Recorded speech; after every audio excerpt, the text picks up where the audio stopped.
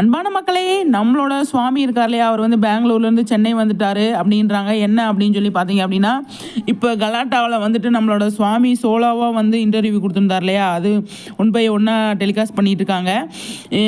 அதாவது கலாட்டாவில் வந்து விஜய் காவேரி 2 பேருமே பேராக வந்து வின் பண்ணியிருந்தாங்க.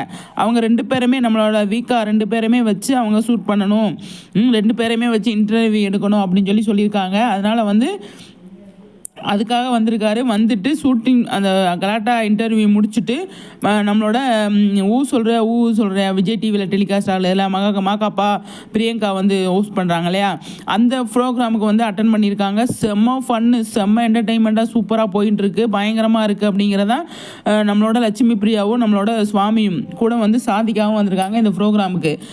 கலாட்டா இன்டர்வியூவில் 2 பேருமே பேராக வந்து இன்டர்வியூ கொடுத்துருக்காங்க அப்படின்னு சொல்லியிருக்காங்க. செம்மையாக இருக்கும் அப்படின்னு சொல்லி எனக்கு தோணுது. கண்டிப்பாக அது நடக்கிறதுக்கு நிறைய சான்ஸ் இருக்குது அப்படிங்கிறதான். சோலோவாகவே செம்மையாக வந்து பெங்களூரில் போய் அவர் வீட்டிலே போய் ஷூட் பண்ணிவிட்டு அவார்டு கொடுத்துட்டு வந்தாங்க இல்லையா, அது அவருக்கு அவ்வளோ பயங்கர சந்தோஷமாயிருச்சு. இன்டர்வியூ செம்மையாகவும் கொடுத்துருந்தாரு. 2 பாட்டு ரிலீஸ் பண்ணியிருக்காங்க, இன்னும் இருக்குது அப்படின்னு சொல்லியிருக்காங்க. ஆனால் விஜய் சும்மா செம்மையாக கலக்கிறார்ல அப்படிங்கிறத, நம்மளோட லட்சுமி பிரியாவும் அப்படி தான் செம்மையாக பட்டையை கலப்புறாங்க அப்படின்னு தான் சொல்லணும். அந்தளவுக்கு சூப்பராக வந்து கலக்கிட்டு இருக்காங்க. கலாட்டாவில் விஜய் காவேரி 2 பேருமே சேர்ந்து இன்டர்வியூ கொடுக்குறது எப்போ வரும் அப்படின்னு சொல்லி நான் வெயிட் பண்ணியிருக்கேன். நீங்கள் வெயிட் பண்ணிகிட்ருக்கீங்க அப்படின்னா கமெண்ட்ஸில் சொல்லுங்கள், சரிங்களா? அவங்க 2 பேருமே சேர்ந்து இன்டர்வியூ கொடுத்துருந்தாங்க அப்படின்னா செம்மையாக இருக்கும், பயங்கரமாக இருக்கும், பட்டையை கலைப்பிருப்பாங்க அப்படின்னு தான் நான் நினைக்கிறேன். அந்த அளவுக்கு சூப்பராக வந்து பண்ணியிருப்பாங்க நம்மளோட காவேரியும் விஜய். எனக்கு தெரிஞ்சு 2 பேரும் எந்த யூடியூப் சேனலை அதாவது மொத்தமாக எல்லோரும் குரூப்பாக சேர்ந்து இன்டர்வியூ கொடுத்துருக்காங்க.